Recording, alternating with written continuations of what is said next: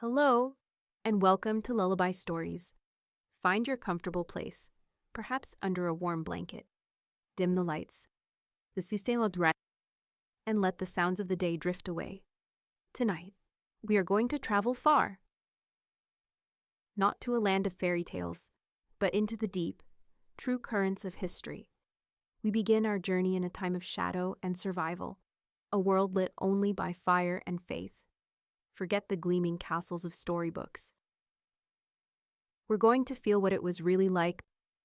So, take a deep breath. Relax. And let's journey back together. Congratulations. You've just woken up in the year 1325. The good news. You're alive. The bad news. So are the fleas. Your bed is a half-rotted straw mattress stuffed with bugs and hay that smells like a barn floor because it was a barn floor 3 months ago. There's no memory foam, no pillows, and definitely no Egyptian cotton sheets. Just a wool blanket that hasn't been washed since last winter and now weighs roughly as much as a small cow from the accumulated grime. You blink awake as the church bell clangs in the distance. It's the medieval version of an alarm clock, only louder and somehow even less merciful. Your home is a wooden hut with one room. No windows, and a charming open-concept floor plan where your family, livestock, and domestic insects all share the same space. The smell. Oh, it's a fragrant symphony. A subtle blend of stale beer, human sweat, goat, and something you pray isn't mold, but know in your soul probably is. Scented candles haven't been invented. And even if they were, they just melt on your dirt floor. You try to stretch, but immediately regret it because the air is freezing and your joints ache. You're 22 years old, which, in medieval terms, is roughly middle-aged. Your spine cracks like an old wooden door, and your knees sound like a bag of rocks being shaken by a confused peasant. Getting out of bed is a gamble. The floor is either wet from last night's rain, which leaks through the thatched roof, or crusty from something your neighbor's chicken did. Either way, your bare feet are now part of the ecosystem. Oh, and privacy. What's that? Your entire family and maybe a random cousin who just never left are waking up beside you. There's no bedroom, no curtains, no me time. Just communal everything. Welcome to morning in medieval Europe, where you're never truly alone because parasites, rodents, and 8 other people are always with you. And this is just how your day starts. It only gets worse from here. So, you've managed to crawl out of your medieval haystack of horrors. Congrats. Now, nature calls. And it's not calling politely. It's screaming. Here's the part where you start missing the modern bathroom. There's no toilet, no seat, no toilet paper, no flush, not even a mildly resentful plunger in the corner. In the 14th century, relieving yourself is an adventure, a social experiment, and often a small public event. If you're a peasant, your bathroom is likely a wooden bucket behind the house, which is already full because Uncle Wolfstan had a rough night after eating bad turnips. The smell is biblical. You hold your breath, do your business, and then here's the kicker. Toss it into the street. Yes, the street. You're supposed to shout something like "Gardeloo" before dumping it out the window. That's Old French for "watch out below." Although, frankly, no one ever moves fast enough. Streets in medieval towns are open sewers, a charming river of human waste, animal droppings, and mystery liquids you'd rather not examine. If you're lucky enough to live in a town with public latrines, congratulations. You get to sit shoulder to shoulder with strangers in an outhouse where privacy is a myth and ventilation is a cruel joke. You might make small talk, but try not to breathe too deeply. Toilet paper. Never heard of it. Most people wipe with straw, leaves, rags, moss, or if they're feeling especially indulgent, a scrap of wool.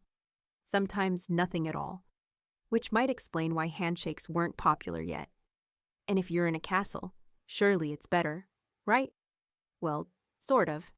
You might have a garderobe, a hole in the wall that drops your waist directly into the moat.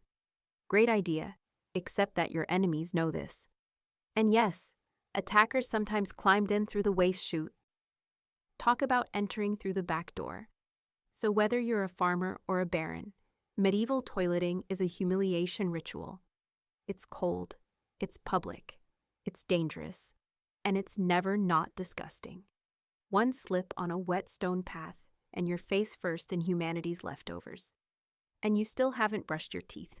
But we'll get to that next. You survived the toilet. You deserve a reward. Right. Maybe a nice breakfast. Something warm, delicious, comforting. Sorry. This is medieval Europe. Nothing is comforting here.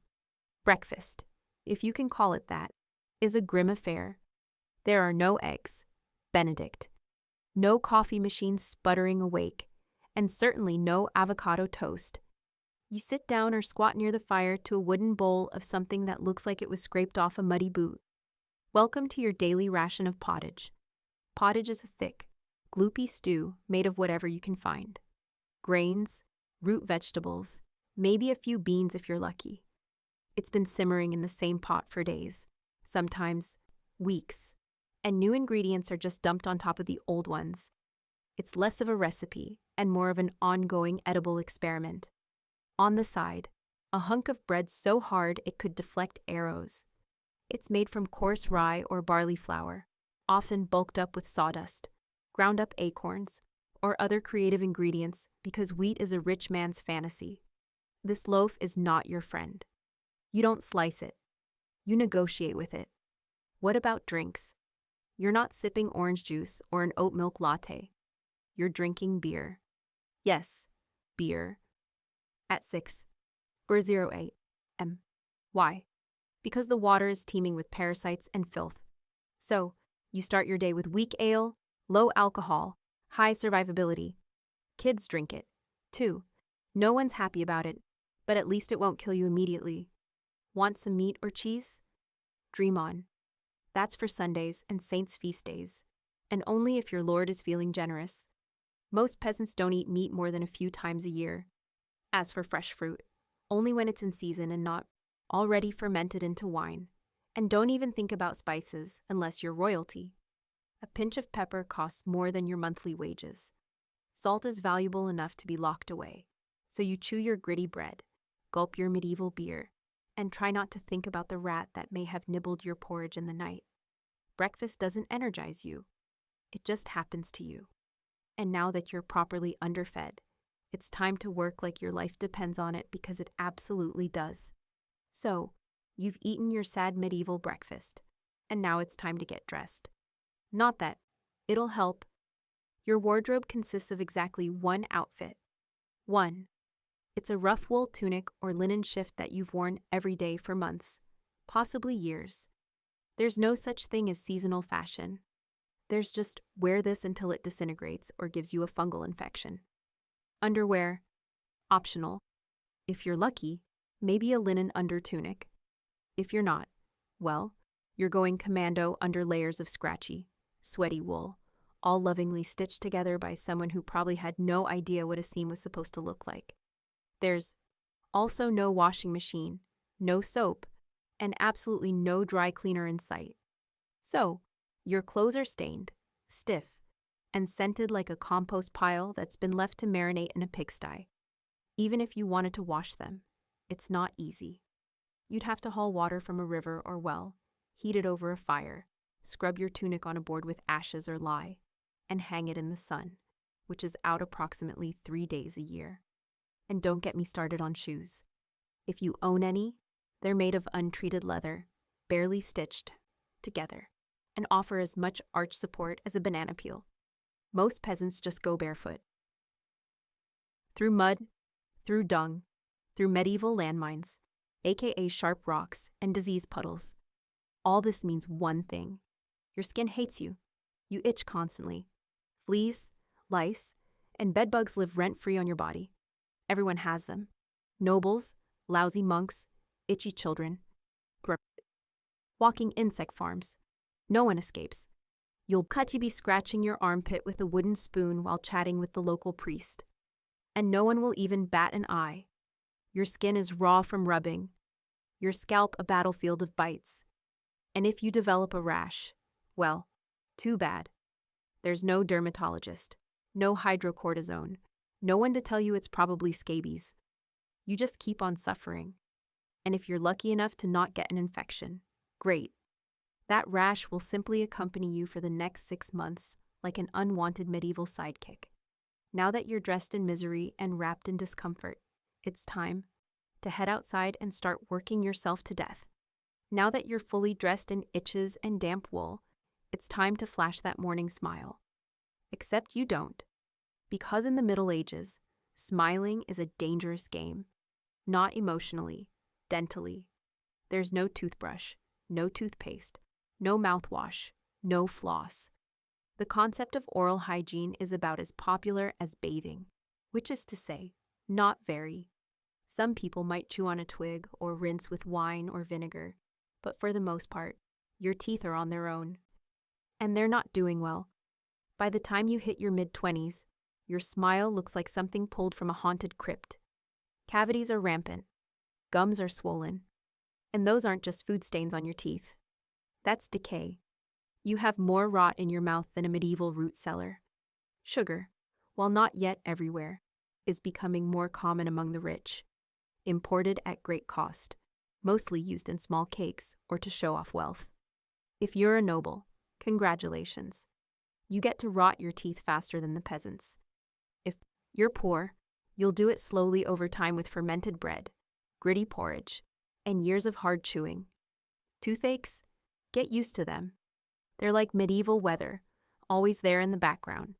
The kind of pain that makes you consider praying, drinking, or pulling the tooth out yourself with a pair of pliers. And that's not a joke. That was the actual treatment. Dentists didn't really exist, but barber surgeons did. Yes, the same guy who cuts your hair is also pulling your molars out by candlelight with an iron hook and 0-1 anesthesia. Infected tooth. Hope you like fevers. Because without antibiotics, it can easily turn into sepsis and kill you from a toothache. That's right. The same thing that sends us to a pharmacy today could be your funeral in the 1300s. And there's no relief on the social front either. Kissing. Good luck. Halitosis. Bad breath is everywhere. If you're single, you're not judged by your smile. You're judged by your land and your livestock. In short, your mouth is a battlefield, and it's losing the war. Now that your teeth are throbbing, let's head outside. Because your real job, the one that will break your back, is just getting started. Time to head to work. Except there's no office, no desk, no coffee break, and no chance of promotion. Your job, if you're like 90% of the population, is simple. Don't die while laboring for someone else's comfort. You're a peasant. Congratulations. That means you work the land that belongs to a lord who probably doesn't remember your name. You rise with the sun and stop only when it disappears behind the trees. Your tools? A wooden hoe, a rusty sickle, and whatever bones are still intact in your body. There's no weekend. There's no clocking out. There's only sunrise to sunset, 6 days a week. Sunday is off, but only if you're not harvesting, fighting off raiders, or praying feverishly for your infected toe to stop turning black. The work is brutal. Fields are plowed by hand or with oxen, if you're rich enough to afford one. You dig ditches, sow seeds, pull weeds, and carry water until your spine begins to resemble the letter S. No one cares if you're tired. No one's asking how your mental health is doing.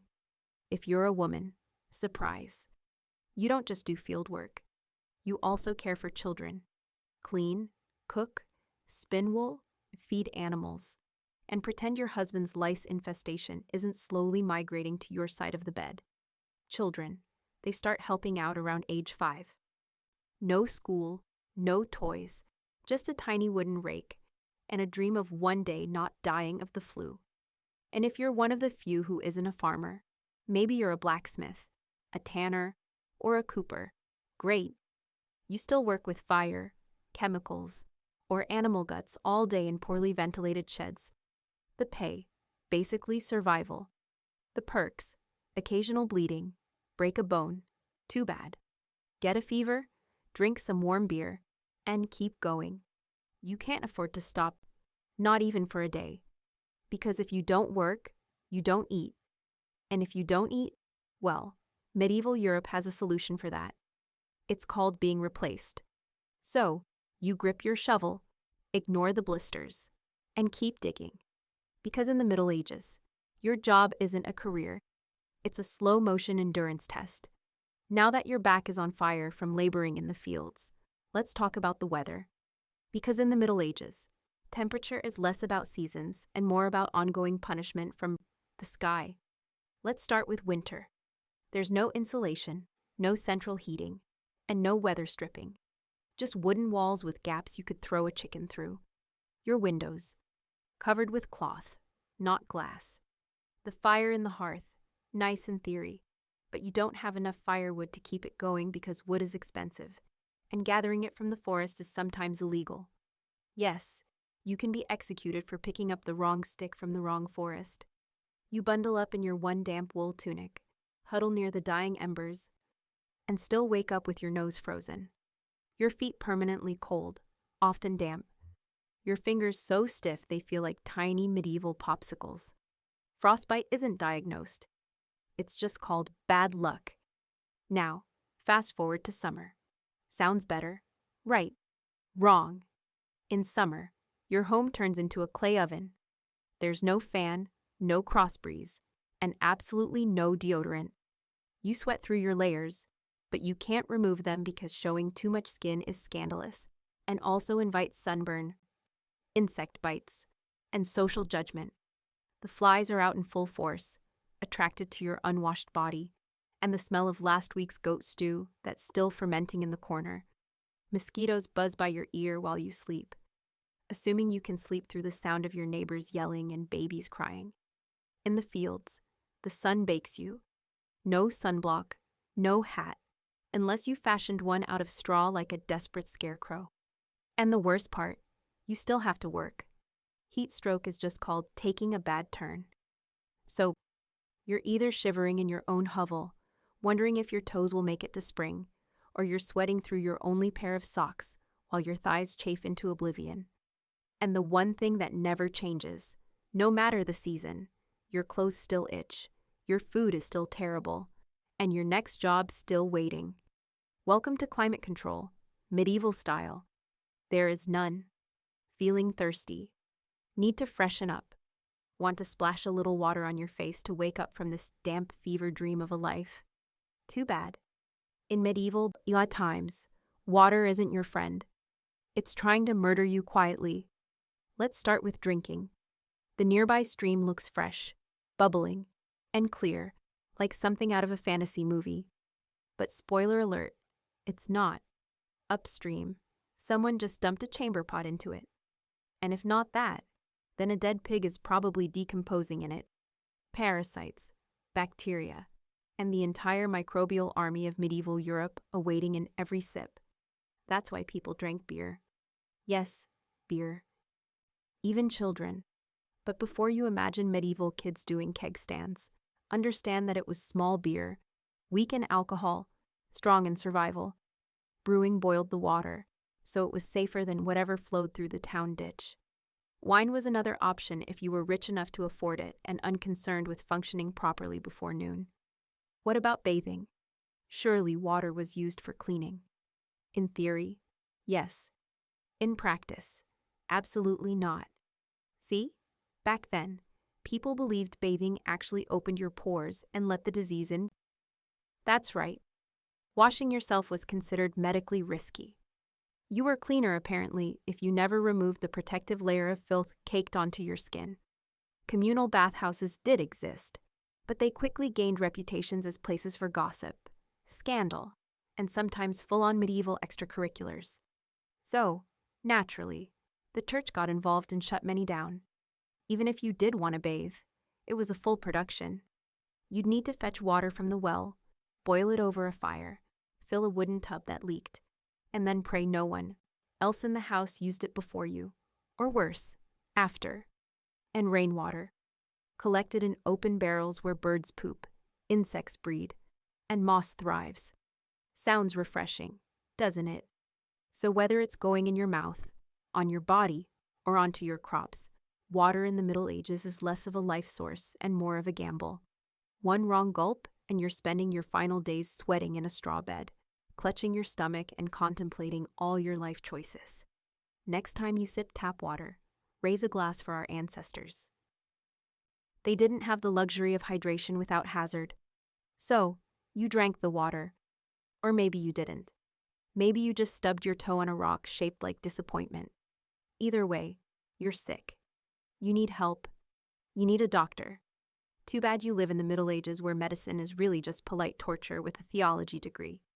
Let's start with the diagnosis. Everything wrong with you, whether it's a cough, rash, broken bone, or the creeping plague, is caused by your humors being out of balance.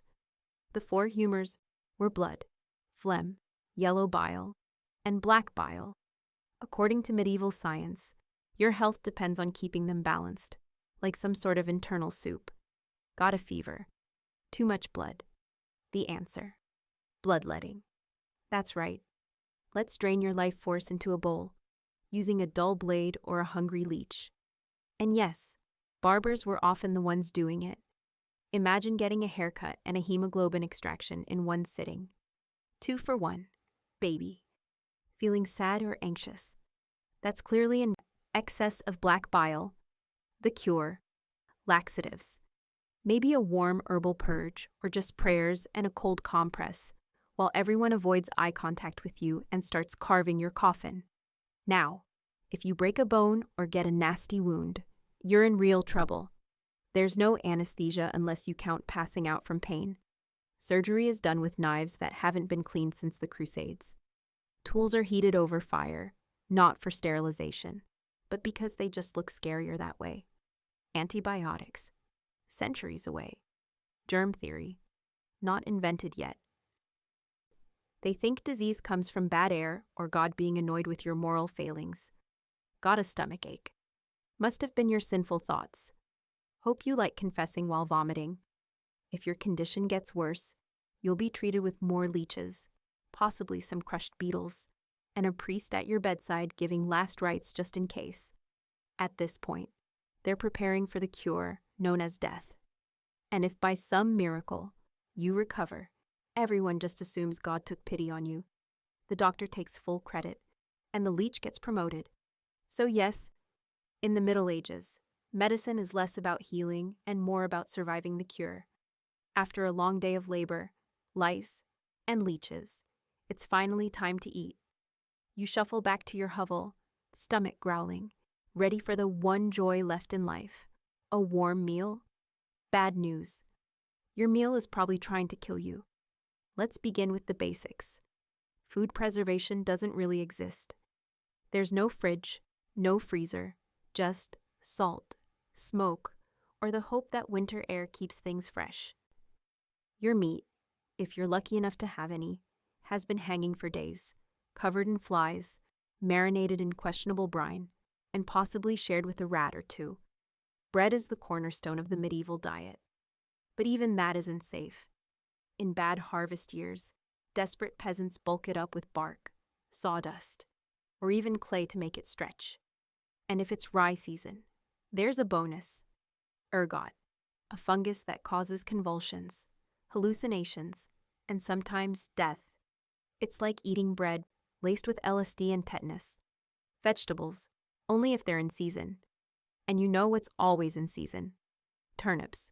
So many turnips, boiled, mashed, or floating in pottage. Which, if you remember, is basically a hot swamp of mystery ingredients that's been simmering since your great-grandfather's funeral. Fruit might be available in the fall, but it rots quickly. And sugar is rare, expensive, and hoarded by the rich to show off their blackened teeth. Dairy is another gamble. Fresh milk spoils in hours. Butter and cheese fare better, but they're loaded with bacteria. People eat them anyway because, frankly, it's either that or chew your boot leather. And let's talk about seasoning. Spices like pepper, cinnamon, or nutmeg, worth more than gold. For the average peasant, flavor comes from onions, salt, if you're lucky, and pain. Most meals taste like wet burlap sprinkled with sadness. But food isn't just a health hazard, it's a political one. Game animals belong to the Lord, not you. Caught poaching a rabbit, you could be fined, imprisoned, or even executed. That's right, your dinner could get you hanged. So, as you sit down to eat your gray stew by flickering firelight, remember, every bite is a risk. But you eat anyway. Because in the Middle Ages, food doesn't nourish, it tests you. It's evening now. You've worked, suffered, and barely digested your suspicious stew. You might think the day is winding down, but don't get too relaxed because God is watching. So is the priest, and so is your neighbor Agnes, who will absolutely rat you out if you miss Mass. In medieval Europe, religion isn't just part of life. It is life. The church controls your calendar, your laws, your education. If you can read, your birth, marriage, death, and everything in between. Think of it as your spiritual landlord. And you're always behind on rent. Every day is structured around prayer bells. The town church bell rings in the morning, noon, and night. Not because people need reminders, but because missing prayer is a sin. Forget to bow. Sin. Eat meat on a Friday. Sin. Think about your neighbor's wife in that one dream. Double sin. And yes, hell is very real. Vividly real. Priests describe it in glorious detail. Rivers of fire, lakes of boiling blood, demons with pitchforks, and eternal wailing. If the plague doesn't scare you, eternal damnation definitely will. You can't read the Bible yourself because it's written in Latin, a language reserved for monks, clergy, and that one noble kid who's too good for dirt. You rely on the church to interpret everything for you. That means if the priest says your crop failures because you didn't pray hard enough, well, time to kneel harder. Tithes, 1/10 of everything you own, are mandatory. If you grow wheat, you give wheat. If you raise chickens, you give eggs. If you have nothing, congratulations. You're spiritually bankrupt and financially doomed. Holidays? They're holy days. Dozens of them. And while they offer breaks from labor, they're not for fun. Therefore, attending Mass, fasting, confessing sins, and reminding yourself that joy is a dangerous indulgence. Questioning the church is dangerous. Heretics are burned, witches are drowned, blasphemers are flogged, and skeptics are quickly reformed. So you go through the motions. You chant. You bow. You pray that your soul, after enduring this dirt-covered life, might finally land in paradise, assuming the priest likes you. Because in the Middle Ages, God may be merciful, but the church, not so much. If you thought being a medieval peasant was rough, try doing it as a woman. All the filth, famine, and fear, plus childbirth, subservience, and social invisibility. In the Middle Ages, being a woman is like being on hard mode with no health potions and no restart button. From birth, a girl's life path is pretty much locked in. Marry young, bear children. Serve your husband, die tired. Education, not likely. Unless you're from a noble family and sent to a convent, your intellectual development stops around the time you learn how to churn butter and patch a tunic. Marriage happens early, really early. It's not weird to be betrothed at 12 and pregnant by 14. It's not about love. It's about land, livestock, and alliances. Your opinion, not required. Once married, you're basically your husband's property. Your job is to produce heirs, feed everyone, keep the house running, and not complain. Because complaining might get you branded a nag or worse, a witch. That label comes with a complimentary drowning or burning, depending on local fashion. Childbirth is a death lottery. There's no prenatal care, no sterile tools, no anesthesia. Midwives do their best, but even minor complications can mean death for the mother, the child, or both. Some women survive 10 pregnancies. Many don't survive 2. But don't worry, once the baby is out, your work increases. Now you have a screaming infant in a lice-ridden hut, and you're expected to nurse, cook, clean, and still help in the fields. You don't get a break. You are the break for everyone else. If you're unmarried, you're suspicious. If you're widowed, you're vulnerable. If you're outspoken, dangerous. Women who didn't conform were often accused of witchcraft, especially if they had herbal knowledge, a strong personality, or just looked at someone funny on a rainy Tuesday. Even in the church, your role is limited. Nuns lived under strict rules. No speaking without permission, no freedom of movement, and your spiritual worth, always ranked below men. In short, if you're a woman in the Middle Ages, you're expected to endure, obey, reproduce, and suffer in silence, ideally while smiling, because even in a time of universal suffering, women were somehow expected to suffer gracefully. So far, you've battled filth, starvation, social injustice, and possibly a goat. But just when you think your day can't get any worse, here comes violence. Loud, bloody, and often completely acceptable by medieval standards. Let's be clear, the Middle Ages were not peaceful. The idea of law and order mostly meant hope the local lord isn't in a bad mood. Violence is everywhere. In the home, in the streets, on the battlefield, in church disputes, and sometimes in line at the communal bread oven. Crime is common, punishment is brutal, and justice is more performance art than protection. Steal a loaf of bread, you could lose a hand, accused of lying, your tongue might get pierced, gossip too much, meet the scold's bridle, a metal mask strapped to your head with a bar in your mouth. For correction, of course. Let's say you're accused of something serious. Heresy, theft, witchcraft. How do you prove your innocence? By being tortured, obviously. Welcome to trial by ordeal. One version, you stick your hand in boiling water to retrieve a stone. If it heals without infection in 3 days, you're innocent. If not, you're guilty. Another option, you're tossed into a river. If you sink, you're innocent and probably dead. If you float, you're guilty and will be punished anyway. It's like a medieval game. Show where the prize is survival and the host is actively rooting against you. And if you're sentenced to death, that's a public event.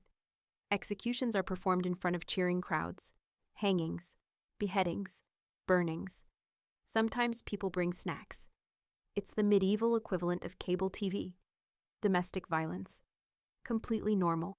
Husbands were allowed, even expected, to discipline their wives and children. Street fights. Commonplace. You could be beaten just for looking the wrong way at a noble's horse. And war. Always simmering. Local feuds, territorial disputes, religious crusades. Someone's always marching off to stab someone else in the name of honor, God, or boredom. Violence isn't a breakdown of society in the Middle Ages. It is society. Everyone lives with the constant knowledge that life is fragile, justice is arbitrary, and your neighbor might bash your head in over a pig. So, walk carefully, keep your eyes down, and never trust anyone with a club. At this point, you've made it through the lice, the leeches, the laundry list misery, and the looming threat of public disembowelment.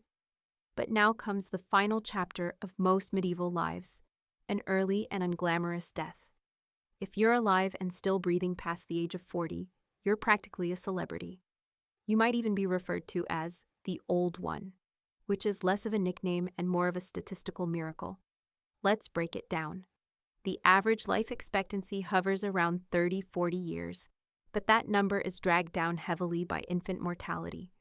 Nearly half of all children died before reaching age 5. Disease, malnutrition, or one bad winter was all it took. No vaccines, no antibiotics, no hope. If you survived childhood, you entered adulthood already exhausted. Work began as soon as you could walk upright, and by 25, your joints creaked like a monastery door. You might be missing several teeth, a finger, and most of your original optimism. Women faced a particularly deadly gauntlet, childbirth. It was one of the leading causes of death for medieval women. No pain relief, no medical intervention, just prayer, hot water, and someone holding your hand while you bled out on a straw-stuffed cot. For men, the dangers were different, but equally relentless. Farming accidents, infections from minor wounds, a neighbor's drunken rage, a crusade gone sideways. Even walking to the market could be risky if you crossed paths with a bored bandit or an angry tax collector. Death could also come quietly from the plague, which turned cities into cemeteries overnight, or from famine, which could last entire seasons, thinning out entire villages, or from bad luck, like eating spoiled grain and spending your final hours hallucinating and screaming at the walls. And funerals. You were lucky if you got one. Bodies were often buried quickly to avoid disease. No embalming, no polished coffins, just a hole, a few murmured prayers, and a shallow mound of earth, if there was enough space left in the churchyard. So yes, in medieval times, life was brutal, short, and constantly under siege by death in all its casual forms. You didn't retire. You just stopped showing up. So, how's your day been? You've woken up in filth, relieved yourself into a bucket, brushed your teeth with wishful thinking, nearly passed out from hunger, worked until your spine cried for mercy, scratched your way through itchy wool, prayed to not get plague, and barely dodged a public execution for owning a squirrel. Welcome to a single day in medieval Europe.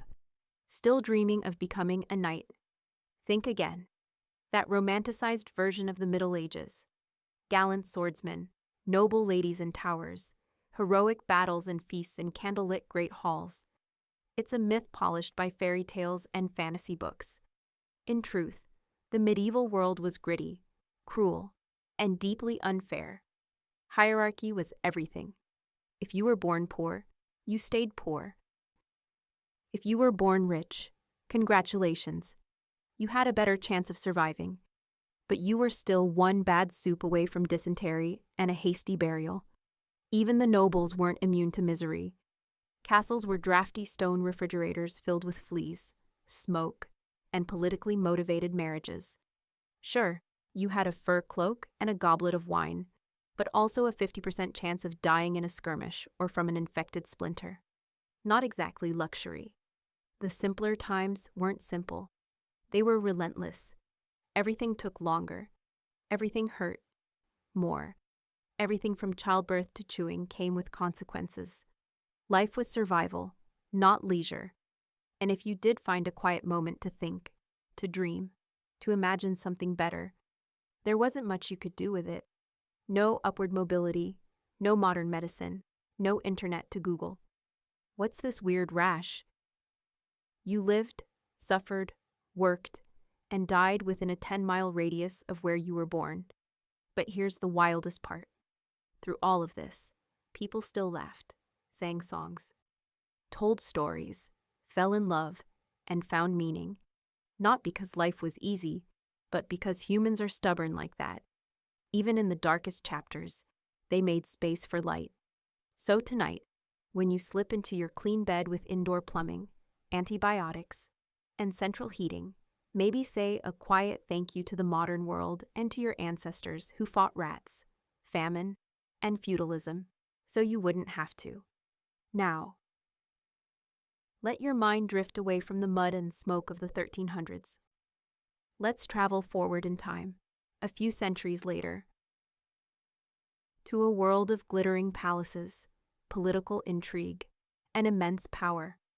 Let's journey to Russia and to the story of a young German princess who would become an empress.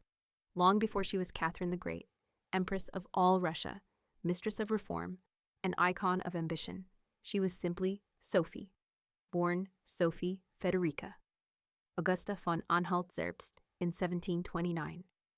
She was the daughter of a relatively obscure German princely family. Her tiny duchy in Pomerania offered little in terms of power. But Sophie herself, she had something no title could provide: razor-sharp intelligence, relentless charm, and a quiet, burning hunger for greatness. Her upbringing was strict. Her mother, Johanna, was cold and calculating, not a warm, nurturing figure, but a social climber obsessed with status. Sophie's father, a Prussian officer, was more distant than disciplinary. From a young age, Sophie learned to walk the fine line between obedience and cunning. She read voraciously, spoke multiple languages, and learned how to observe a room before speaking in it. Skills that would soon become survival tools in one of Europe's most brutal courts. When the Russian Empress Elizabeth Petrona began searching for a wife for her heir, Grand Duke Peter, she looked beyond Russia's borders. Peter himself was of German descent, and Empress Elizabeth believed a foreign bride, pliable and grateful, would be easier to control. Sophie fit the bill perfectly. Noble blood, Lutheran faith, which she'd be forced to abandon, and a reputation for both grace and humility. At just 14 years old, Sophie was summoned to Russia. She arrived in the freezing capital of St. Petersburg in 1744, wearing thin German fabrics and a diplomatic smile. Her mother pushed her forward like a chess piece. Sophie, however, had her own game in mind. To become acceptable in Russian society, she converted to Orthodoxy, taking the name Ekaterina Alexa, Catherine. The ceremony was public, symbolic, and life-altering. She wasn't just changing religions. She was burning the bridge behind her, stepping into a foreign empire with no way back. No one watching that quiet teenage girl in a fur-trimmed coat could have predicted what would come next.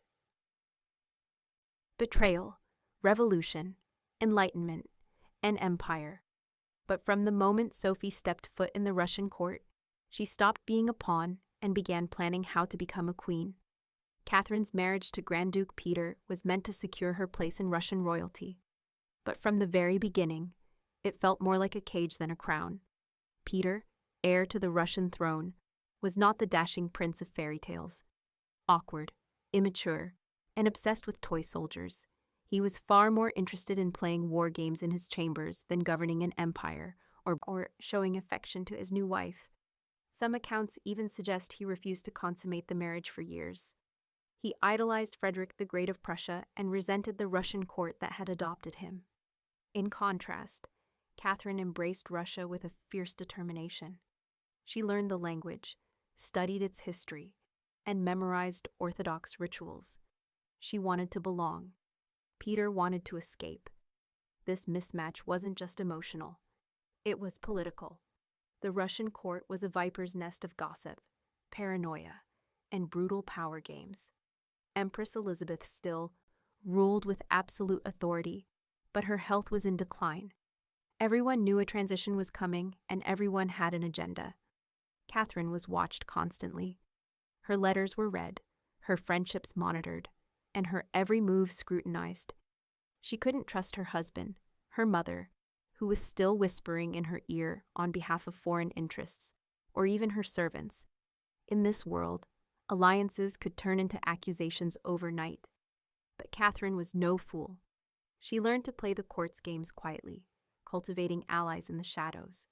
She charmed military officers, made friends with scholars, and developed a reputation for dignity and restraint, a stark contrast to her husband's childish tantrums and open contempt for Russian traditions.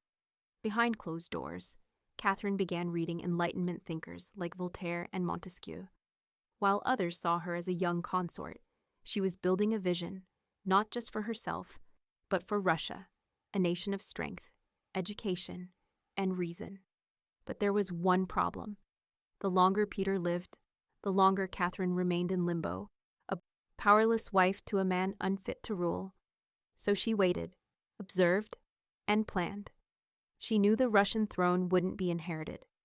It would have to be taken.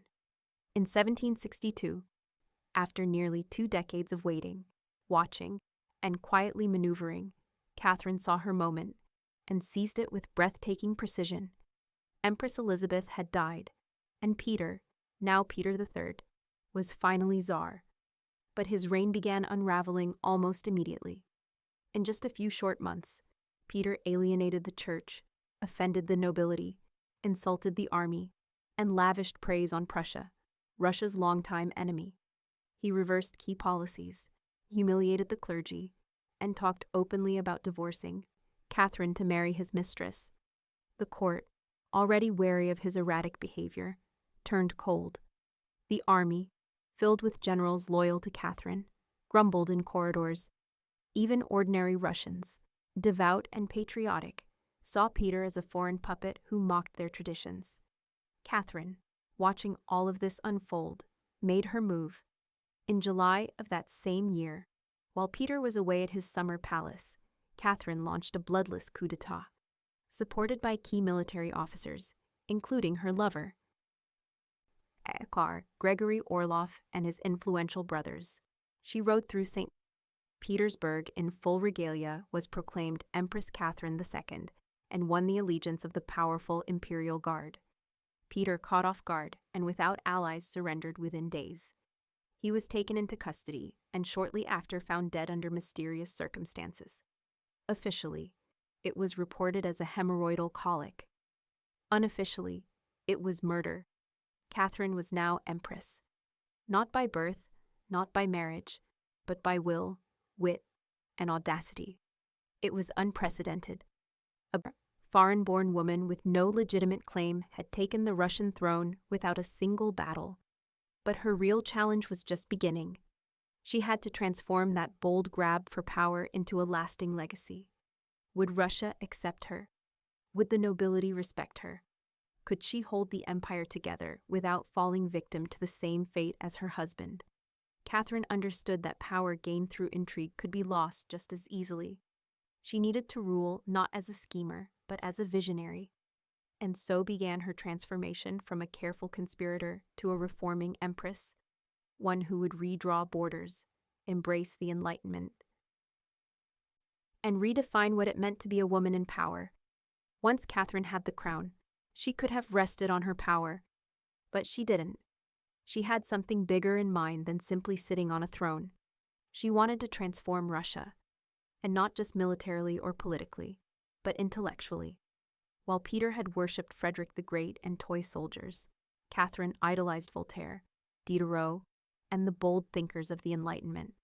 She believed in reason, progress, education, and the role of a monarch as a servant of the people. Even if she herself ruled with absolute authority, Catherine didn't just read Enlightenment philosophy. She lived it. She corresponded directly with Voltaire for over 15 years, flattering him while defending her autocracy. She invited Diderot to her court and even purchased his entire library to support him financially. Behind closed doors, she pored over legal texts, debated reforms, and crafted policies to modernize the empire. Her early reign was filled with efforts to codify Russian law. She formed the Legislative Commission in 1767, an ambitious project intended to rewrite the entire legal code of Russia. Catherine's own nakaz, or instruction, was a political manifesto in disguise, one that spoke of equality before the law, the dangers of torture, and the responsibility of rulers to serve the common good. For an empress in 18th century Russia, it was radical. But Enlightenment ideals had to survive the realities of Russia, a vast, feudal, deeply conservative land ruled by nobles who liked their serfs exactly where they were, beneath them. Catherine knew this. While she advocated reform, she moved carefully. She abolished some forms of torture, expanded access to secular education, and built schools and libraries. But she also reaffirmed the nobility's control over their serfs to keep them loyal. This was Catherine's balancing act. A philosopher queen in public, a practical empress in private. She walked a tightrope between ideology and survival, between the shining salons of Paris and the gritty politics of Moscow. Her vision for Russia was bold, but always calculated. In many ways, Catherine wasn't trying to make Russia European. She was trying to make Russia modern on her terms. And that meant reform, yes, but with an iron hand and a velvet glove. Catherine wasn't content with reforming Russia from within. She wanted to expand it outward to make it an empire worthy of fear, admiration, and envy. Where Peter the Great had opened a window to the west, Catherine aimed to knock down the walls. Under her leadership, Russia's borders stretched wider than ever before. She waged wars not just to defend her crown, but to reshape the map of Europe. One of her most significant campaigns was against the Ottoman Empire. These wars, fought in waves throughout the 1760s and 1770s, weren't just about territory. They were about influence. Catherine saw herself as the liberator of Orthodox Christians living under Muslim rule, and as the rightful protector of Eastern Europe. Under generals like Alexander Suvorov and Gregory Potemkin, Russia captured key regions, including Crimea, the northern coast of the Black Sea, and access to warm water ports, something Russian czars had coveted for generations. These victories weren't just military, they were symbolic. With each conquest, Catherine sent a message. Russia was no longer the distant, backward cousin of Europe. It was a continental force. She also turned her gaze westward. In a series of deals and diplomatic maneuvers, Catherine participated in the partitions of Poland, carving up the struggling Polish-Lithuanian Commonwealth along with Austria and Prussia. By the end of the Third Partition in 1795, Poland was erased from the map, and Russia claimed vast new lands and millions of new subjects. But Catherine didn't just conquer with armies. She also colonized with ideas. New cities were built. Trade routes were expanded. German settlers were invited to cultivate Russian farmland. The empire became a mosaic from the icy Baltic to the sun-drenched shores of the Black Sea. And through it all, Catherine remained the central force, reading reports, issuing orders, and personally overseeing the shape of her expanding empire. Critics would accuse her of being power-hungry, even imperialistic. But to Catherine, expansion wasn't ambition. It was destiny. A great ruler, so she believed, was measured not just by ideas, but by borders. She didn't just want to rule Russia. She wanted to remake it as a civilized empire, feared by its enemies, respected by its peers, and loyal to her alone. For all her brilliance and power, Catherine the Great was just as famous for what went on behind palace doors. And no, not all of it was whispered in libraries. Catherine's private life became one of the most talked about aspects of her reign. She had lovers, not just one or two, but a carefully curated parade of them, many decades younger, often handsome and sometimes politically influential. She didn't hide them. In fact, she often rewarded them with titles, estates, and pensions if they behaved well. If not, they were quietly dismissed, sometimes with a polite thank you and a promotion. Among the most important of these lovers was Gregory Potemkin, a man as brilliant as he was bold. Their relationship blurred the lines between romance, politics, and partnership. Some historians believe they may have even married in secret. Together, they shaped military campaigns, colonization projects, and the transformation of southern Russia. Potemkin wasn't just a lover. He was her co-ruler in many ways. Still, Europe couldn't look past the scandal. Gossip swirled. Satirical pamphlets painted her as lustful, insatiable, even unhinged. And after her death, the rumors only got worse, the most infamous being the completely false and grotesque tale involving a horse, spread by her enemies to smear her legacy. But why the obsession? Simple. Catherine was a woman who wielded power unapologetically. And in a world where female rulers were expected to be either saintly virgins or tragic figures, she refused to play the role.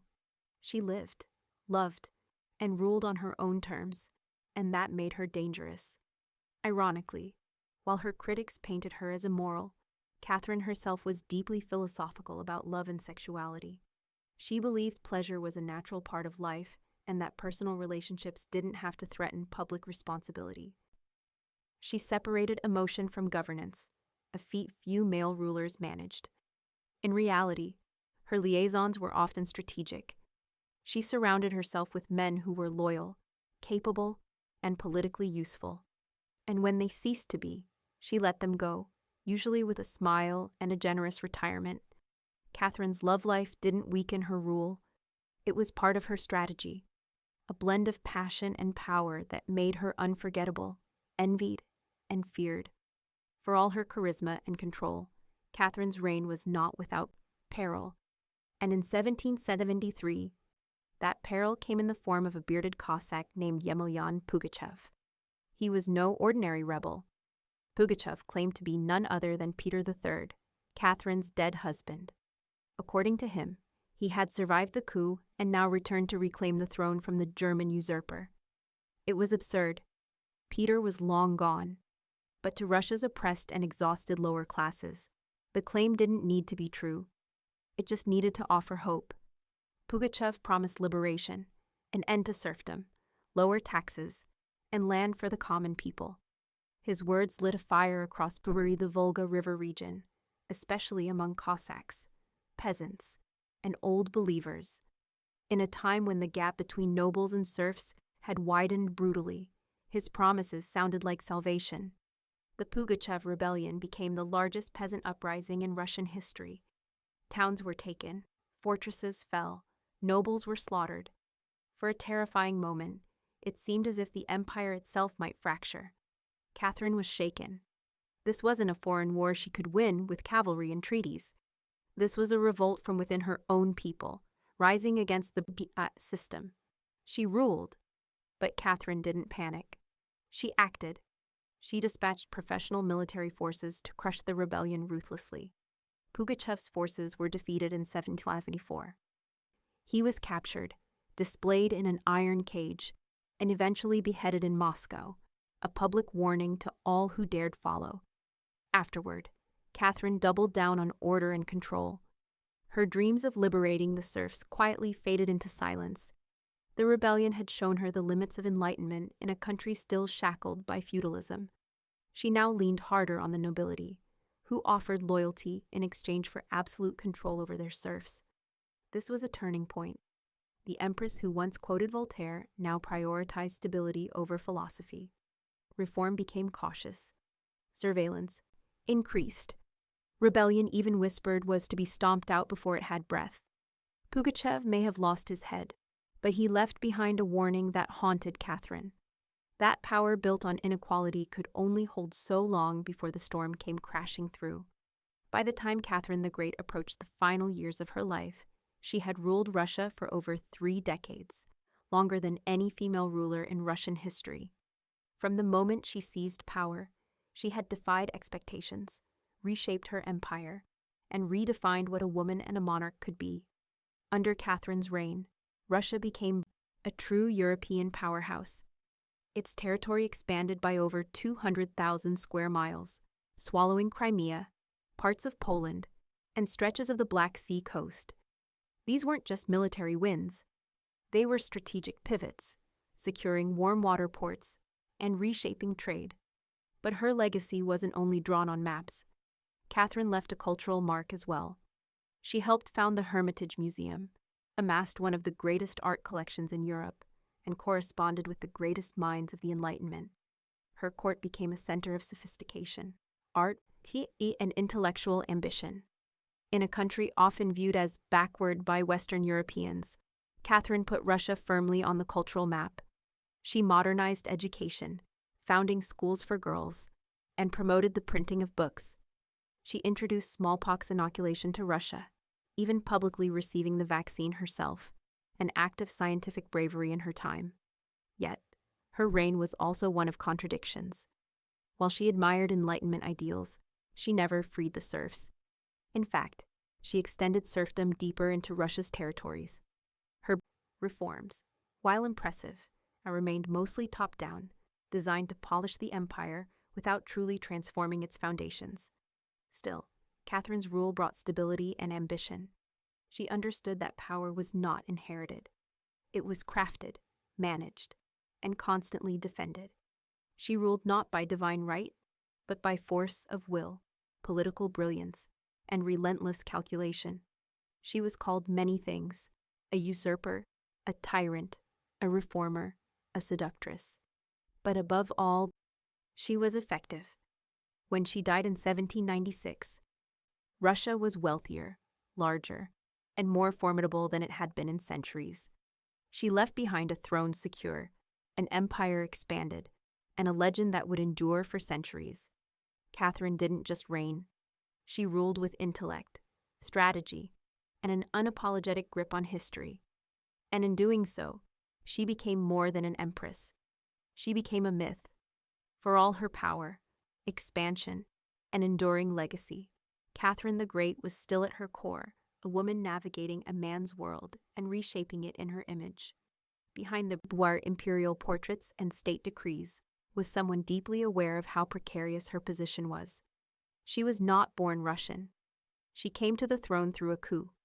She ruled an empire that didn't want a woman in charge. And yet, she not only endured, she thrived. Catherine was never content to be ornamental. She read constantly, wrote endlessly, and never stopped learning.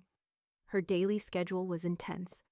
Hours of reading reports, corresponding with foreign powers, editing state papers, and managing a court filled with rival factions. She wasn't content to simply sit on the throne. She worked the throne like a stateswoman born to it. She was also, in many ways, lonely. She surrounded herself with courtiers, lovers, and artists, yet wrote in her memoirs of how few people she could truly trust. Her son Paul, whom she distrusted and kept away from state matters, grew into a man she feared would undo all her progress. Her greatest emotional partnership with Gregory Potemkin faded into deep friendship, but his death in 1791 left a wound that never truly healed. Catherine crafted her image carefully. She understood the power of narrative and wielded it better than most monarchs of her age. She posed as Mother of Russia, enlightened monarch, warrior, empress, and lover of the arts. But beneath those roles was a woman who had endured rejection, betrayal, scandal, and rebellion, and kept going. When she died in 1796, she left behind an empire transformed, but also questions. Could she have done more to end serfdom? Were her Enlightenment ideals compromised by politics? Was she more reformer or ruler? History remembers her by the title she never gave herself, the Great. It wasn't because she was flawless or kind or just. It was because she took power and wielded it on her own terms in a time and place where women weren't supposed to have any. She didn't just wear the crown. She rewrote what it meant to deserve one. From the cold, gilded halls of Russia, our journey now takes us across the ocean and back in time once more. Let your thoughts drift to a different empire. One lost to time. We travel to the humid depths of the Chiapas jungle in southern Mexico, where the ruins of Palenque whisper stories from the ancient Maya world. Towering temples rise above the canopy, their limestone faces eroded by time, but still brimming with secrets.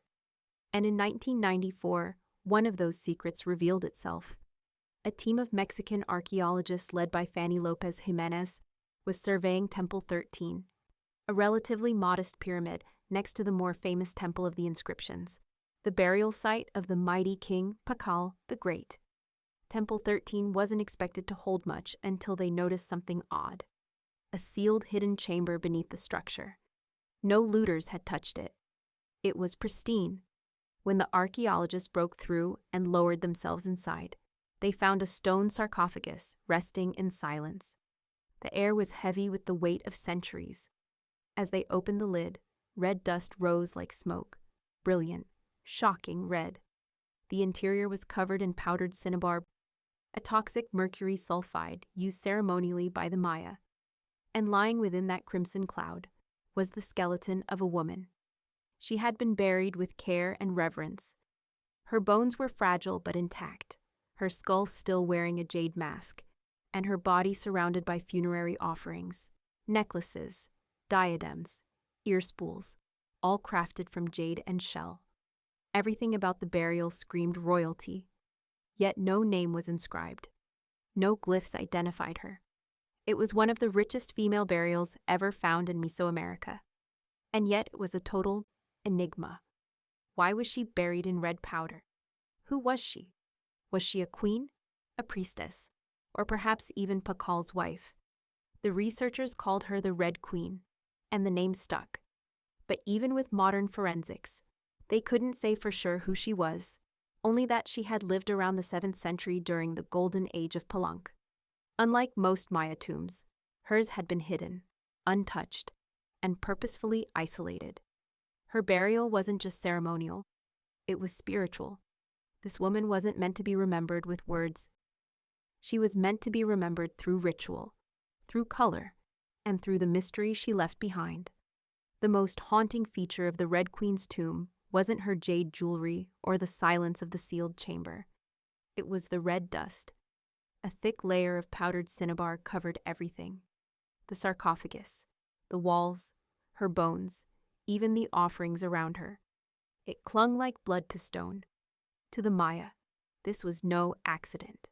Cinnabar, made from crushed mercury sulfide, was one of the most sacred and dangerous substances in the ancient world. Its vibrant red color wasn't just visually striking. It symbolized blood, rebirth, and the life force that connected the human and divine realms. Red was sacred. It was the color of sunrise, of sacrifice, of life emerging from death. And it wasn't just symbolic. It was spiritual. Covering the dead in cinnabar was a ritual meant to transform the body, preserving it not for eternity, but for transition. In Maya belief, death wasn't the end. It was a passage, a crossing into another cosmic layer. And so the Red Queen, whoever she was being prepared not just for burial, but for deification. But there's another layer to this. Cinnabar is toxic. Repeated exposure can lead to mercury poisoning, tremors, hallucinations, even death. The Maya likely didn't understand the chemistry, but they felt its potency. It was volatile, powerful, dangerous. To bathe the corpse in it was to declare this person was no ordinary mortal. In Palenque, very few were buried with cinnabar. Pakal, the great, the mighty king whose pyramid dominates the site, was one. His body, like hers, was also saturated in the red powder. That detail alone drew speculation. Was the Red Queen his wife, his mother, or someone of equal divine status? Her skull had been placed on a layer of jaguar skin, another sacred symbol. Around her, bone needles, obsidian blades, and miniature jade figurines hinted at rituals performed either during her life or in her honor at death. Every part of her burial told a story without words, a story of power cloaked in secrecy. A woman prepared to cross into the underworld, not in silence, but in ceremony, drenched in the color of sacrifice. Surrounding the Red Queen's crimson-drenched remains was a world of silence, broken only by the gleam of jade, shell, and obsidian. These were not mere ornaments. They were offerings, each one carefully chosen to accompany her on the journey to the Maya afterlife, the Xibalba. At her sides were jade necklaces, heavy and cold, their polished surfaces still radiant after 300 years underground. Jade was not just beautiful, it was sacred. The Maya considered it a symbol of eternal life. It represented the green of maize, the vitality of the jungle, and the breath of the gods. Only the elite were buried with jade.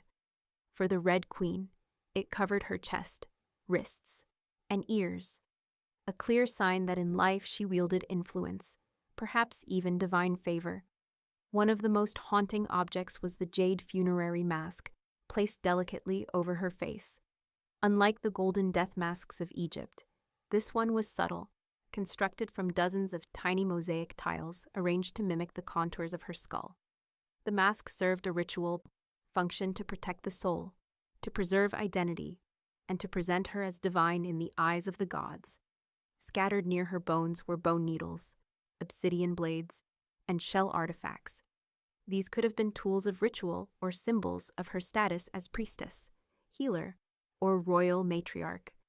One bone pin was engraved, faint but purposeful, a small echo of her voice lost to time.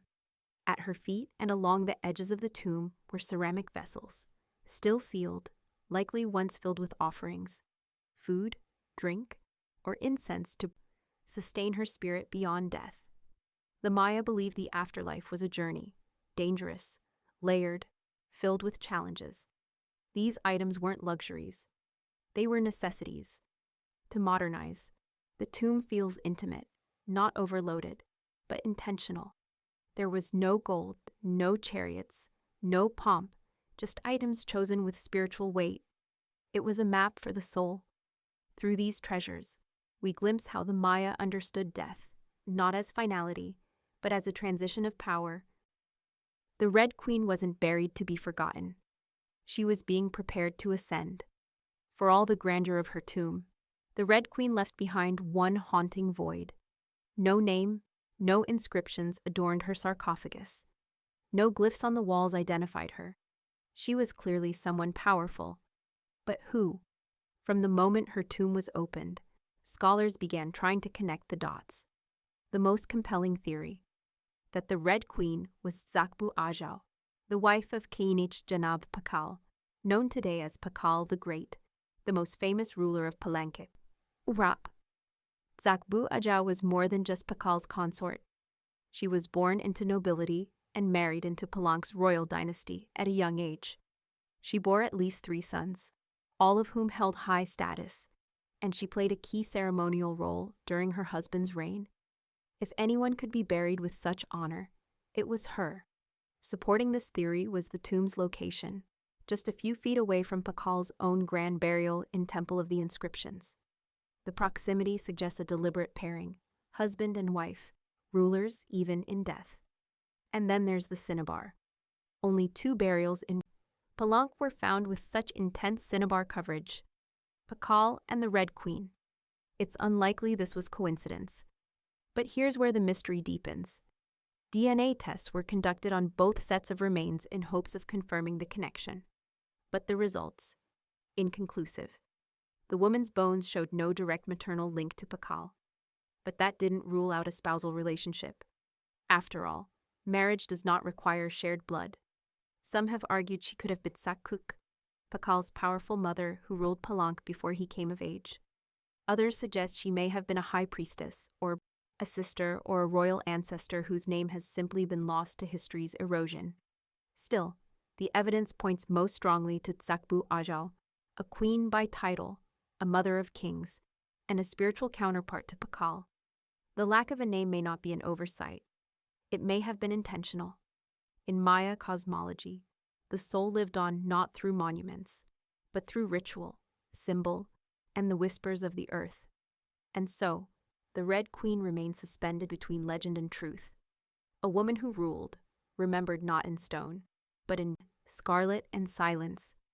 To understand the Red Queen, we must understand the world she came from. A world where Maya women, especially royal ones, held more influence than many realize. In Maya civilization, politics was often a family affair. Royal women weren't merely passive consorts. They were diplomats, priestesses, and power brokers.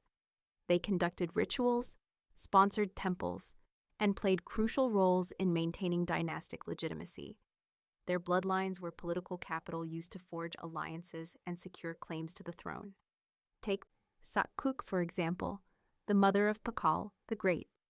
When the throne of Palenque was left vacant, she took power herself and ruled as queen regent until her son came of age. She wasn't a placeholder. She was a ruler in her own right, issuing decrees and overseeing construction projects. Without her, Pakal may never have risen at all. And she wasn't an anomaly. Across the Maya world, in places like Yaxchilan, Naranjo, and Calakmul, inscriptions show women performing major ceremonies, engaging in warfare diplomacy, and sometimes ruling outright. They were often portrayed in stele and murals, dressed in elaborate headdresses and regalia, standing beside kings as equals, or sometimes above them. Their words were carved in glyphs. Their names were remembered. Until they weren't. By the time Spanish conquistadors arrived centuries later, much of that memory had eroded. The colonial lens saw native women as silent figures in a male-dominated world. But the archaeology tells a different story, one of complex gender roles where power was negotiated, not simply inherited. This context casts the Red Queen in a new light. She may not have ruled in name, but her burial, rich, sacred, and positioned beside Pakal, suggests she was a central pillar in the royal order. Her jade mask wasn't just decoration. It was a symbol of identity, of power held in life and protected in death.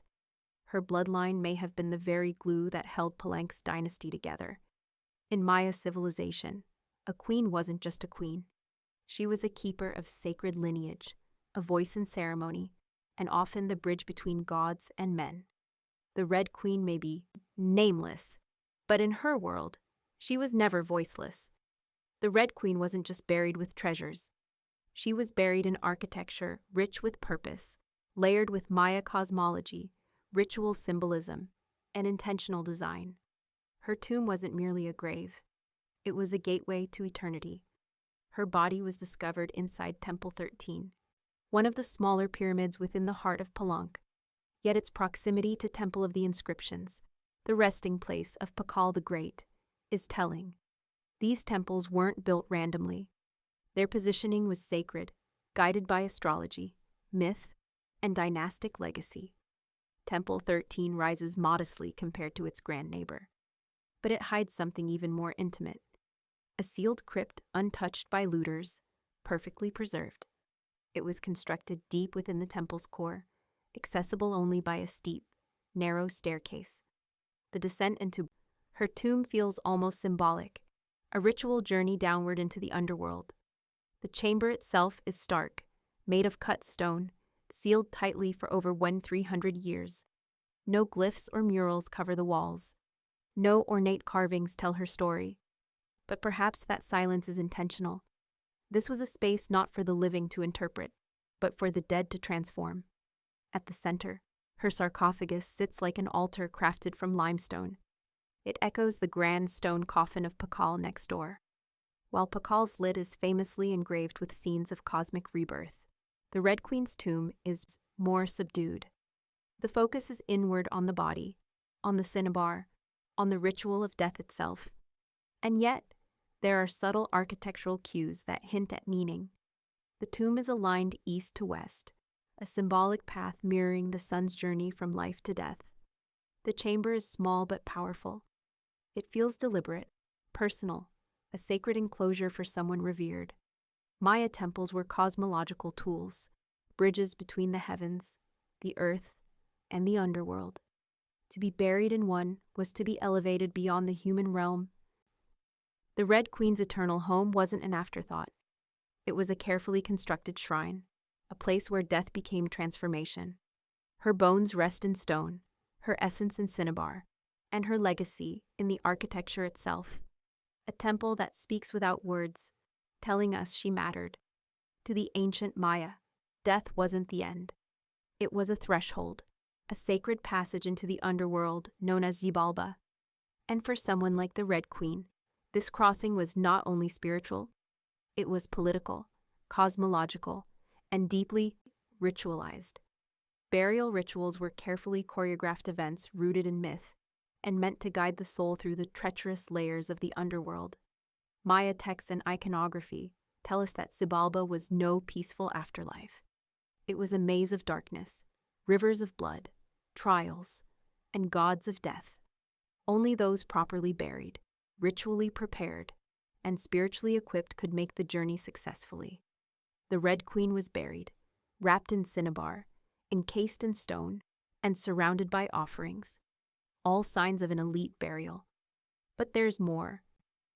The presence of bone needles and obsidian blades in her tomb hint at auto-sacrifice rituals, possibly symbolic tools, representing rites she had performed in life, or that were reenacted at her burial to empower her spirit. Her funerary mask, carefully assembled from jade tiles, was not simply decorative. It may have served as a spiritual vessel preserving her face and identity as she journeyed into the afterlife. In Maya belief, the face was a mirror of the soul, and the soul needed to be recognized by the gods. The ceramic vessels surrounding her may have once held chocolate, maize, water, or even pulque to nourish her in the next world. Other items like stingray spines or shell trumpets could have represented spiritual tools, calls to the gods, or tokens of ritual communication. Burial wasn't just a goodbye. It was a transformation. The Maya believed in cycles, death as seed, burial as planting, and the afterlife as rebirth. Kings and queens were often seen as earthly incarnations of gods, and in death, they returned to those divine origins. The Red Queen, covered in the color of blood, entombed in a pyramid, and honored with offerings, was being prepared for rebirth, not as a mortal, but as a being tied to the sacred order of the cosmos. Her burial wasn't the end of her story. It was the beginning of her legend. Just a few steps away from the Red Queen's final resting place lies one of the most iconic tombs in Mesoamerica, that of Kinich Janab Pakal, known simply as Pakal the Great. His burial inside the Grand Temple of the Inscriptions is celebrated for its artistry, scale, and deeply spiritual symbolism. But what makes the Red Queen's tomb so extraordinary is not only what was inside, it's where it was found.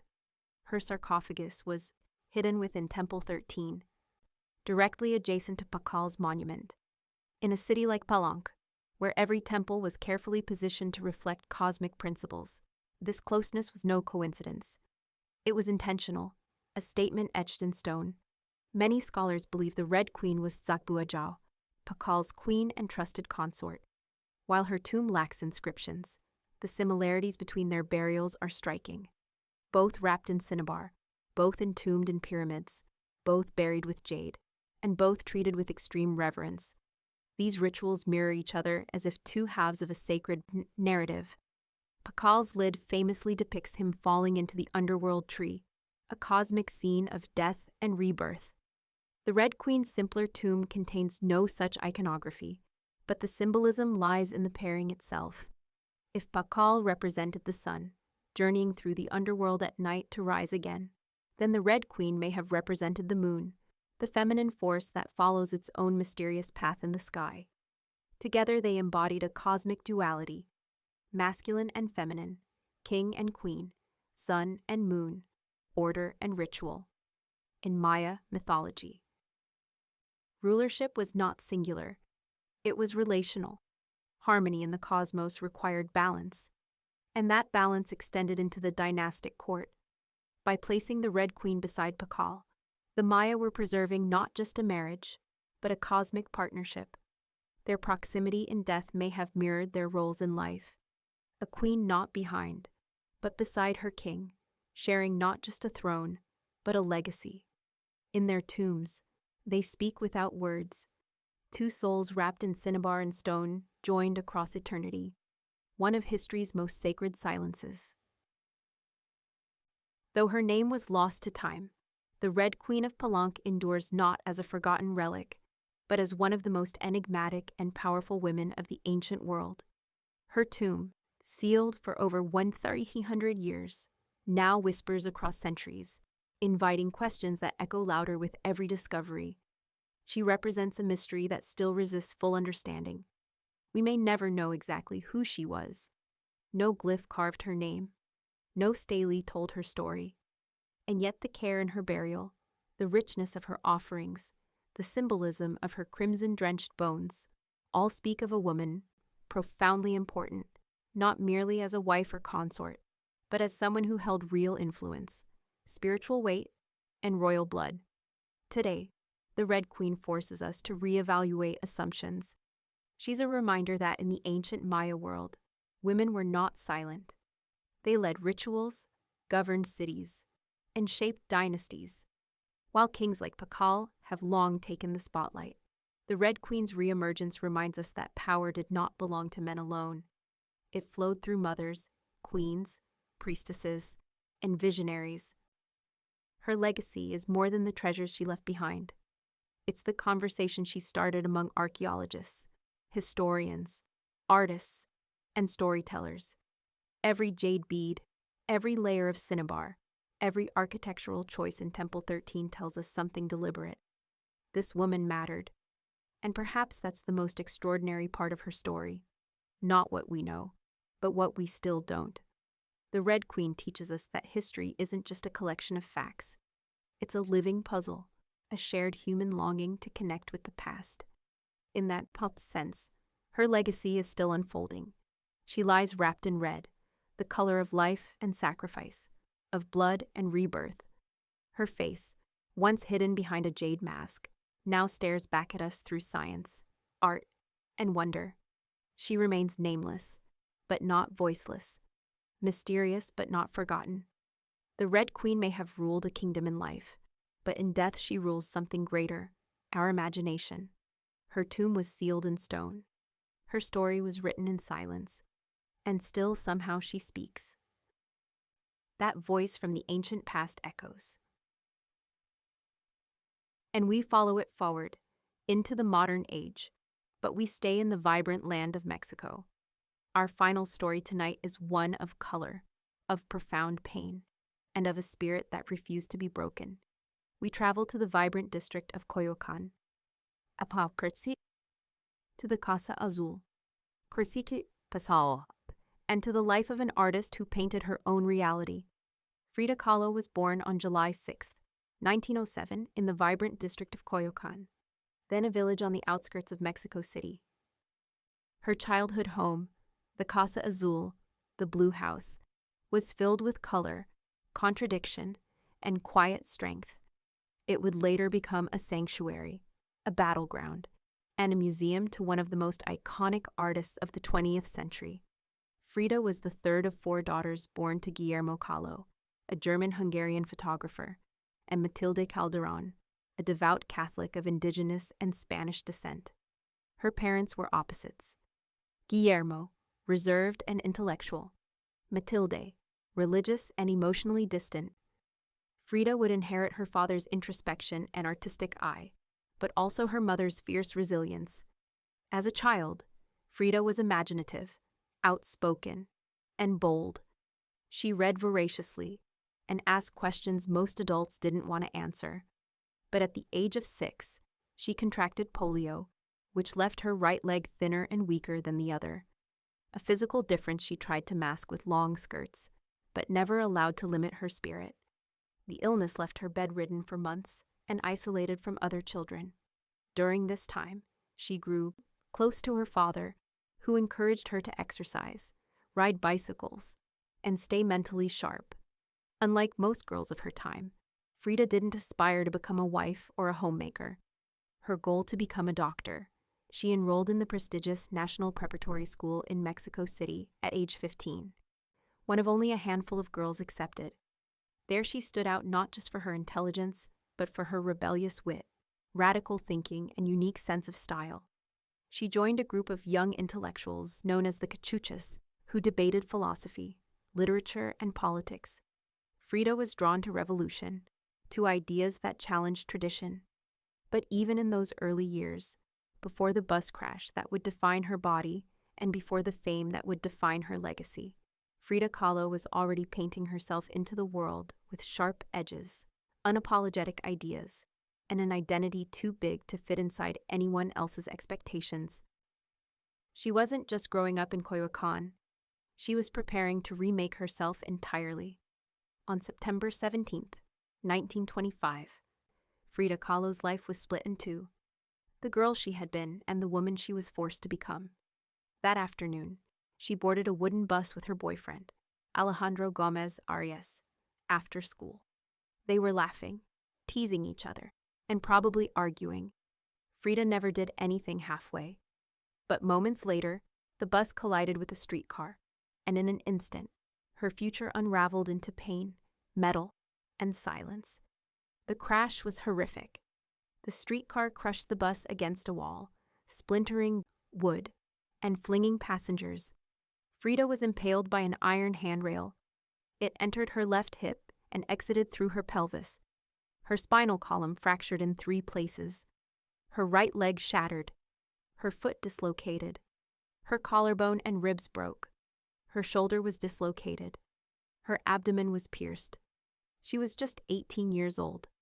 A man covered her with a borrowed overcoat. Someone else noticed her body was sparkling, not from blood, but from the gold powder she had been carrying in a pouch. It had exploded on impact, dusting her broken form in what looked like glittering ash. Frida was taken to the Red Cross hospital and underwent numerous surgeries over the following months.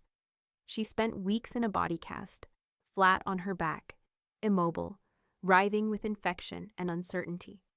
The future she'd imagined of becoming a doctor slipped further away with every passing day. But in that stillness, something began to stir.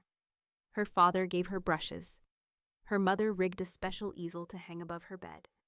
A mirror was placed on the canopy so she could see herself. And there, lying in plaster and agony, Frida began to paint, first out of boredom, then out of obsession. Her first subjects were her own reflection, because she was all she had. But what emerged wasn't vanity. It was survival. The crash had broken her physically, but it had also opened a door into her own mind, her own body, and eventually into the surreal language of pain and identity that would define her art. The girl who wanted to heal others now began healing herself, one brushstroke at a time.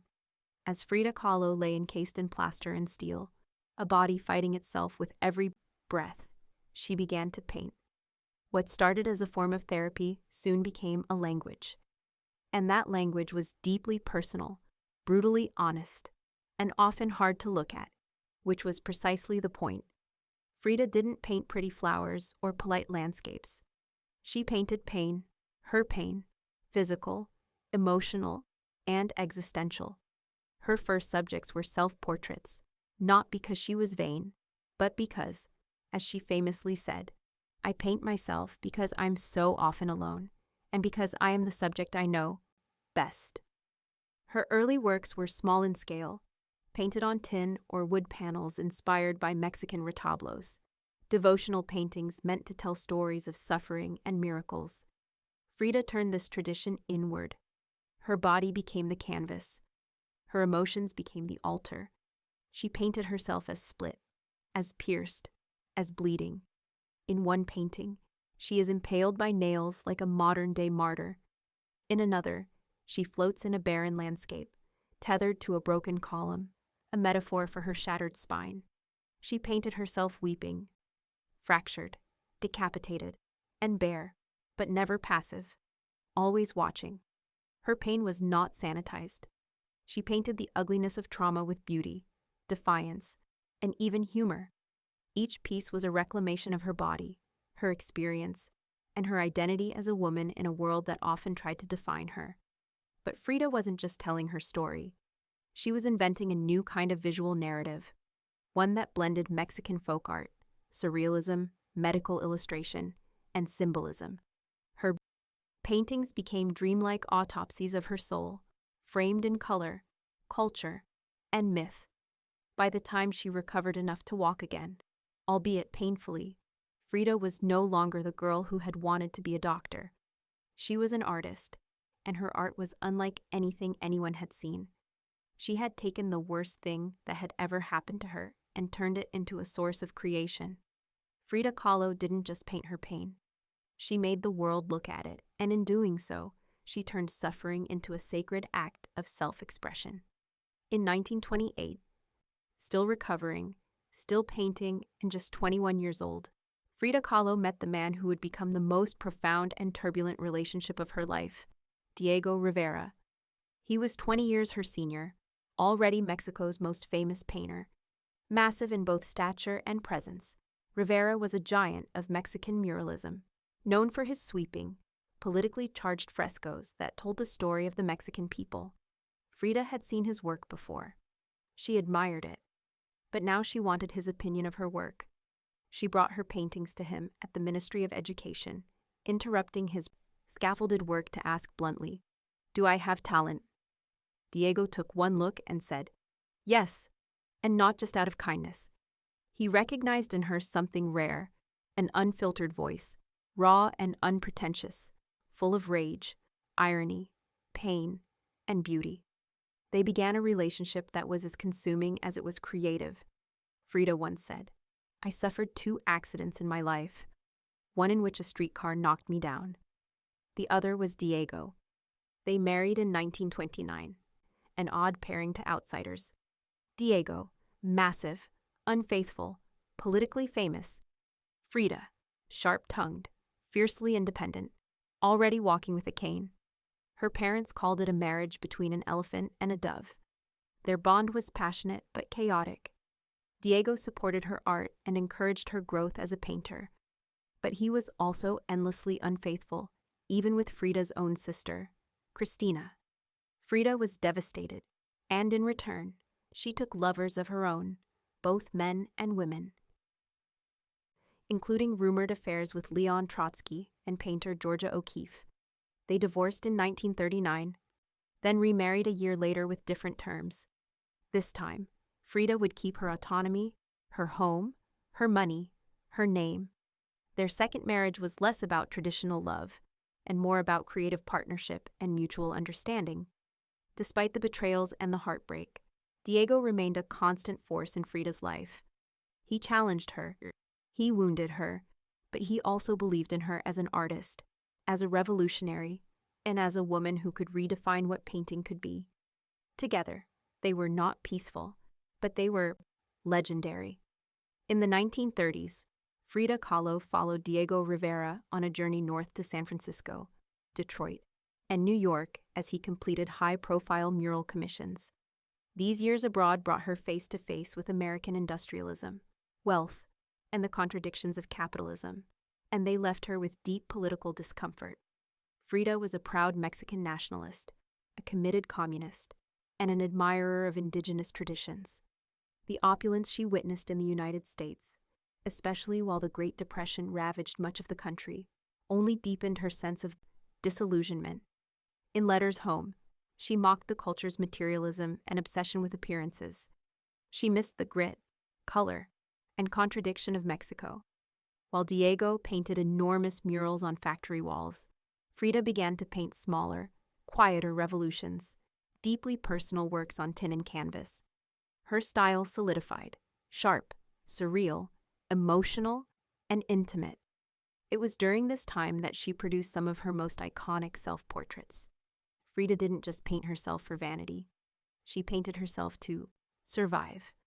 Her identity became her landscape.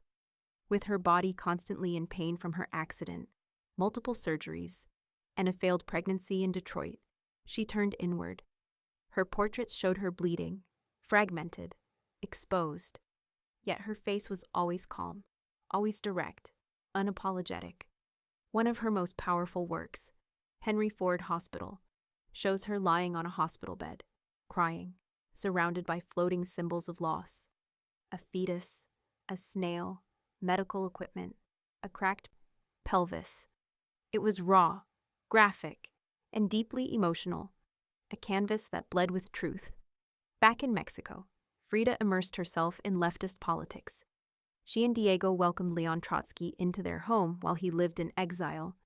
Frida wore Tijuana dresses, traditional indigenous garments, not just as fashion, but as a political and cultural statement. Her art was never disconnected from her beliefs. Her identity, her body, and her ideology all intertwined in her work.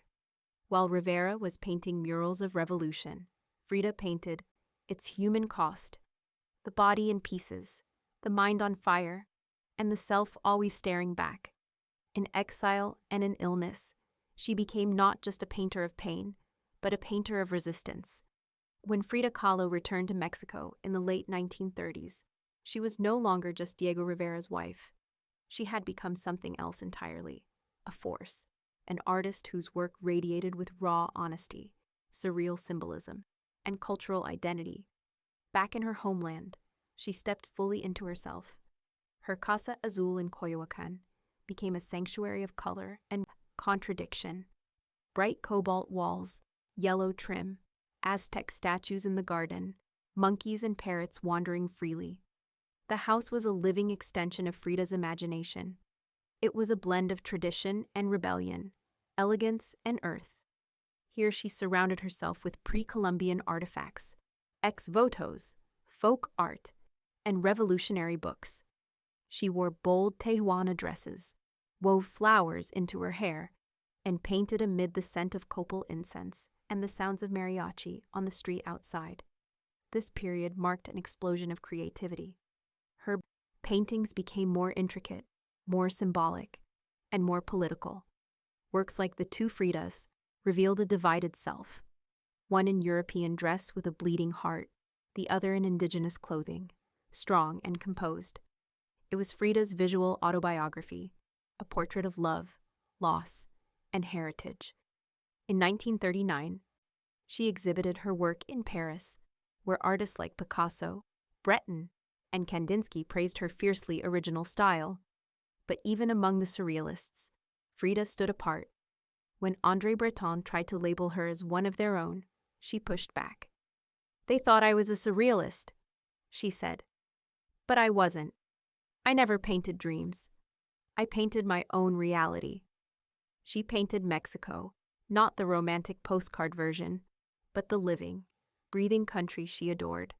Her work pulsed with symbolism: skeletons of hummingbirds, hearts, thorns, corn, and blood. She honored the indigenous roots of her homeland while unmasking the violence of its past and present. But even as her artistic voice grew stronger, her health continued to decline. Multiple surgeries, infections, and chronic pain became daily realities. Still, she painted through it, propped up in bed, torso bound in corsets, fingers clenched around the brush. Frida had returned to Mexico, not to rest, but to reclaim her power through paint, through politics, and through her fearless embrace of the self. As the 1940s wore on, Frida Kahlo's body continued to betray her. Her spine was deteriorating. Her right leg was constantly infected. She underwent more than 30 surgeries in her lifetime, often in grueling succession. At times, she was bedridden for months, encased in body casts or immobilized by traction devices that stretched her bones apart. But still she painted. Each canvas during these years became both a release and an act of resistance. Her works grew darker, more defiant. She painted with a clarity sharpened by pain, refusing to hide behind metaphor. In The Broken Column, she presents herself split down the middle, her body pierced with nails, a cracked ionic column replacing her spine. Yet her face is stoic, her gaze unflinching. Pain for Frida was no longer just a subject. It was her companion, her antagonist, her muse. Her political voice also grew louder. She joined the Mexican Communist Party, marched in demonstrations, wrote fiery letters, and called out imperialism and injustice. When her health no longer allowed her to walk, she appeared at protests in a wheelchair, defiantly holding signs and shouting slogans. In 1953, Frida was given her first solo exhibition in Mexico, a long overdue celebration of her art. But her health was so fragile, doctors told her she couldn't attend. So she did what only Frida would do. She arrived by ambulance, carried in on a stretcher, and placed in the center of the gallery on her hospital bed. Dressed in traditional finery, surrounded by her own work, she greeted guests with tequila, laughter, and that fire still burning in her eyes. Her final paintings were both childlike and harrowing.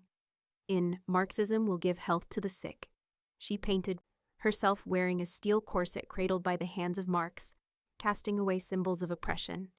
Her last known work was a still life of sliced watermelons, one piece bearing the words, "Viva la vida," long live life. Even in the face of death, she remained defiant, joyful, and political.